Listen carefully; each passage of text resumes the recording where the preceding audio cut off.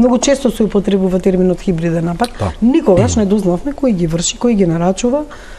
Ајде кој ги извршува тие хибридни напади. Конкретниот случај не можам да ви дадам одговор, бидејќи различни структури што можеби се потенцијална закана се работат и потоа се доставуваат до други органи каде што нивна задача е да ги проверат детално тие работи. Меѓутоа кога ние се фокусираме во военото разузнавање. Военото разузнавање е заслужно за поголема безбедност во државата.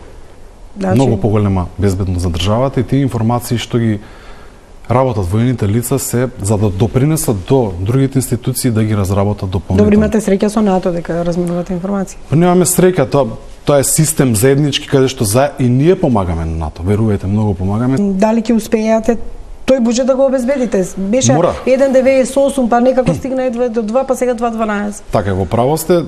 Ако гледаме дека следната година ќе биде 358 милиони евра, најголем историски буџет, за разлика од оваа година, односно 27,7 милиони евра поголем буџет, но најважно е што најголем дел од овој процент ќе иде за капитални расходи, односно за модернизација.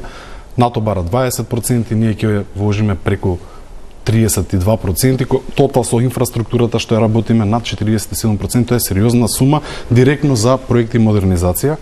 Во право сте, најголем дел од земјите пред се САД бара да се купува оружје од нив пред се. Так. Апсолутно и тоа е така и ние како стратешки партнер апсолутно поддржуваме да купуваме оружје. Се разбира и од САД и многу договори имаме, но и многу вежби заеднички правиме.